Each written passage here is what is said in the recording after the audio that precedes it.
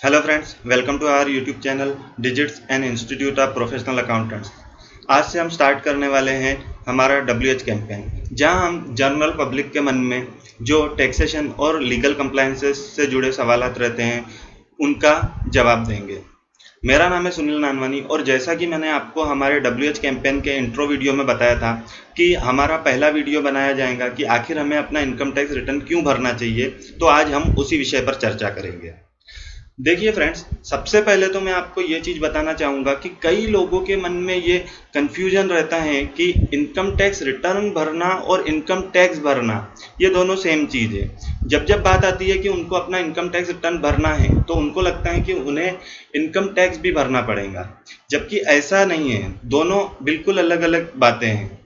देखिए, हर साल एक स्लैब निर्धारित होता है कि अगर आपकी इनकम वो स्लैब के ऊपर है तो ही आपको इनकम टैक्स भरना है, अदरवाइज आप नील में रिटर्न फाइल कर सकते हो।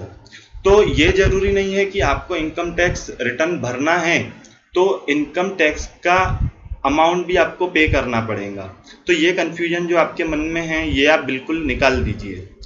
साथ ही साथ जिनकी इनकम टैक्स मीन्स जिनका इनकम वो निर्धारित सीमा के ऊपर जाता है उन्हें ही इनकम टैक्स रिटर्न भरना कंपलसरी है।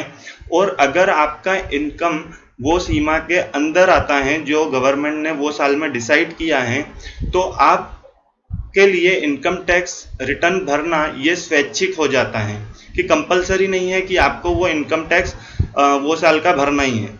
लेकिन कंटिन्यू इनकम टैक्स रिटर्न भरने के काफ़ी फायदे रहते हैं, तो वही हम आज इस वीडियो में डिस्कस करेंगे, तो आप अंत तक ये वीडियो में बने रहिएगा। देखिए, इनकम टैक्स डिपार्टमेंट द्वारा हम जो इनकम अर्न करते हैं उसको मेजर 5 हेड्स में बांटा गया है। फर्स्ट है income from salary, second income from house property, third है बिजनेस इनकम, फोर्थ है कैपिटल गेंस, वो शॉर्ट टर्म हो या लॉन्ग टर्म हो, और फिफ्थ नंबर का आता है अदर सोर्सेज का। यानी जो 4 हेड में नहीं आया, इसके अतिरिक्त अगर किसी की इनकम है तो वो 5वें हेड में आएगा, इनकम फ्रॉम अदर सोर्सेज में। अब इन पांचों हेड की जो टोटल रहेंगी वो साल भर में जो हमने कमाया होगा उसकी इनकम टैक्स रिटर्न हमको केवल साल में एक ही बार भरना है। एक साल की इनकम टैक्स रिटर्न एक ही बार जाती है, ऐसा नहीं है कि आपको 2 बार 4 बार भरना है। तो आप ये रेगुलर प्रैक्टिस में डाल दीजिए कि आपको अपनी इनकम टैक्स रिटर्न भरना ही है।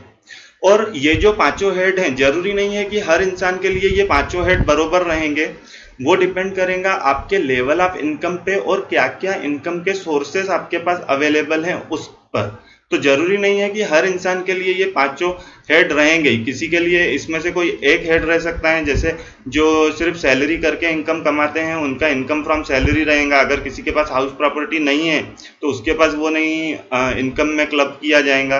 वैसा ही अगर कोई सिर्फ बिजनेस करता है, इसके अलावा उसकी कोई इनकम नहीं है, तो उसका सिर्फ इनकम फ्रॉम बिजनेस कैलकुलेट किया जाएगा। इसी प्रकार से जिसकी जैसी इनकम रहेगी वो हिसाब से उसका कैलकुलेशन किया जाएगा। अब इनकम टैक्स रिटर्न भरने के कारण क्या है कि हमें क्यों भरना चाहिए, या दूसरे शब्दों में अगर मैं बोलूं तो इनकम टैक्स रिटर्न भरने के फायदे क्या हैं।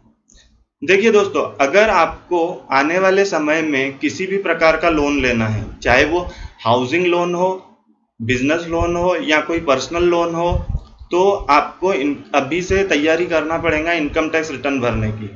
क्योंकि जब भी आप लोन अप्लाई करोगे तो बैंक आपसे आपका 3 साल का ITR मांगती है। वो इसलिए मांगती है कि ताकि वो आपकी पेइंग कैपेसिटी को चेक कर सके कि जिसको वो लोन दे रही है क्या वो कैपेबल है उस पे जो EMI आएंगी उसको पे करने के लिए। इसलिए वो कम से कम 3 साल का ITR आपसे मांगेंगी। तो आपको इनकम टैक्स रिटर्न अभी से भरना स्टार्ट करना पड़ेगा ताकि आगे चल के आप 3 साल बाद लोन के लिए अप्लाई कर सकें। यहाँ मैं एक चीज ऐड करना चाहूंगा। काफी लोगों की सोच ऐसी रहती है कि एक बार लोन लेने के बाद वो इनकम टैक्स रिटर्न भरना छोड़ देते हैं। ये बहुत ही गलत चीज है, क्योंकि देखिए दोस्तों, we can't predict anyone's future, कि हमें नहीं पता कि आगे चल के हमको फिर से लोन की जरूरत पड़ने वाली है क्या, और वो जरूरत कितनी इमरजेंसी वाली रहेगी। अगर सपोज आपको किसी साल में लोन मिल गया और उसके बाद आपने इनकम टैक्स रिटर्न भरना छोड़ दिए और अगेन आपको 2-4 साल के बाद अगर लोन की रिक्वायरमेंट होती है, लेकिन फिर से अगेन बैंक आपसे कंटिन्यूअस पीछे का 3 साल का रिटर्न मांगेंगी जो कि आपके पास अवेलेबल नहीं रहेगा, तो अगेन फिर आपको 3 साल वेट करना पड़ेगा। अब जरूरी नहीं है अगर वो आपकी इमरजेंसी कोई मेडिकल इमरजेंसी है या किसी और प्रकार की इमरजेंसी है कि आपको तभी के तभी पैसा होना, तो वो आप लोन के लिए अप्लाई करने के लायक ही नहीं रहोगे। तो इसलिए बिना किसी गैप के हमें अपना इनकम टैक्स रिटर्न हर साल भरना है। सेम अगर आप क्रेडिट कार्ड के लिए भी अप्लाई करते हो तो बैंक आपसे आपका ITR कॉपी मांगती है और उसी के बेस पे आपको क्रेडिट कार्ड अलॉट किया जाता है कि ये बंदे की इनकम के हिसाब से इसको कितने अमाउंट तक का हमको क्रेडिट कार्ड इशू करना है। इसके अलावा अगर आपको रिफंड क्लेम करना है, लाइक अगर किसी ने आपका income tax in the form of TDS या TCS काटा हुआ है, तो वो अगर आपको रिसीवेबल होता है, रिसीवेबल कैसा होगा कि बाकी के जो अलाउेबल डिडक्शंस हैं वो ऐड करने के बाद अगर आपका जो TDS या TCS कट हुआ था वो आपको रिसीवेबल कैलकुलेशन में आता है, तो वो सिर्फ और सिर्फ आपको आपका ITR फाइल करने के बाद ही क्रेडिट किया जाता है। इसके अलावा अगर आपके कोई पुराने पास्ट सालों में कोई पास्ट यानी पीछे के सालों में अगर आपका कोई लॉस हुआ है, वो बिजनेस का स्पेकुलेटिव हो या नॉन स्पेकुलेटिव हो, शॉर्ट टर्म हो या लॉन्ग टर्म कैपिटल का लॉस हो या कोई और प्रकार का अलाउेबल लॉस हो जो कि आपको क्लेम करना है, तो वो सिर्फ आप तब भी ये साल यानी जिस साल आप ITR फाइल कर रहे हो तभी आप क्लेम कर पाओगे कि आपने अगर वो साल में इनकम टैक्स रिटर्न भरा होगा जिस साल में वो आपको लॉस सफर हुआ था। अगर आपने वो साल में शो नहीं करे हुए हो, आपका लॉस इनकम टैक्स डिपार्टमेंट को उसकी जानकारी नहीं दिए हो, तो आप आने वाले साल में वो लॉस का क्लेम नहीं ले पाओगे। तो ये भी बहुत बड़ा कारण हो जाता है कि हमें अपना इनकम टैक्स रिटर्न रेगुलरली भरना चाहिए।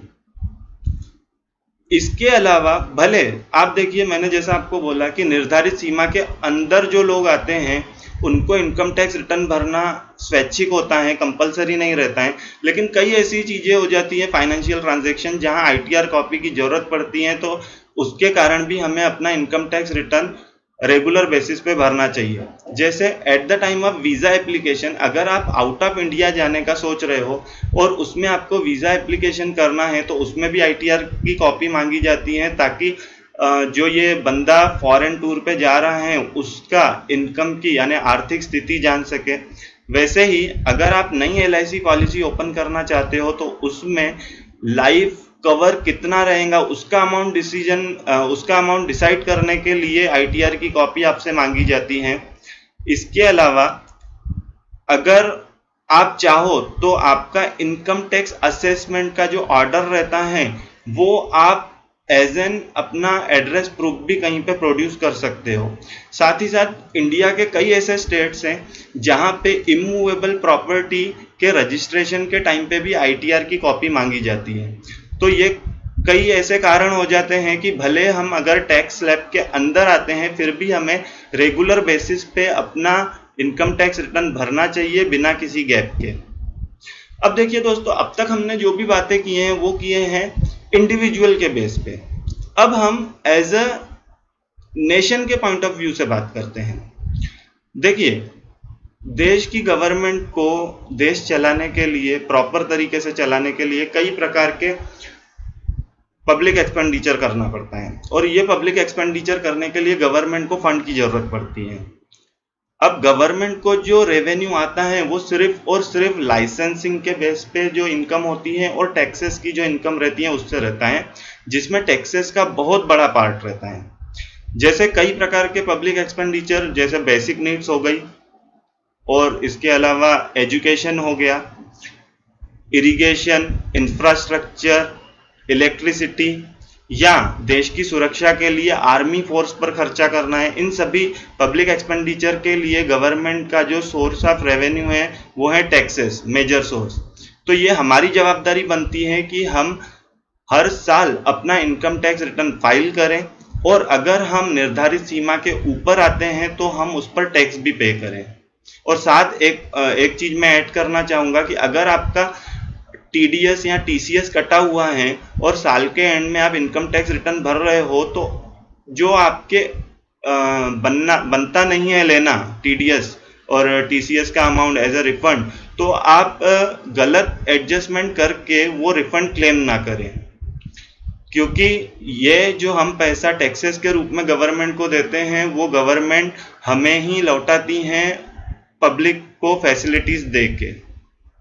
मैं आशा करता हूं दोस्तों आपके मन में जो क्वेश्चंस होंगे कि हमें अपना इनकम टैक्स रिटर्न क्यों भरना चाहिए रेगुलर बेस पे, इसका हमने जो जवाब दिए हैं उससे आपको वो क्लैरिफिकेशन मिल गया होगा। अगर इसके अलावा फिर भी आपके मन में कोई क्वेरी है तो आप कमेंट बॉक्स में हमें जरूर लिख के बताइएगा। और हमारा आगे का वीडियो रहेगा कि हम अपना इनकम टैक्स रिटर्न कैसे भर सकते हैं, उसके क्या तरीके हैं, क्योंकि अभी तो आप जान चुके हैं कि आपको इनकम टैक्स रिटर्न क्यों भरना चाहिए। अब हम आपको अपने नए वीडियो में बताएंगे कि आप अपना इनकम टैक्स रिटर्न कैसे भर सकते हैं, उसके क्या तरीके हैं। This is Sunil Nanwani signing out. मिलते हैं बहुत जल्द एक नए वीडियो के साथ। Thank you.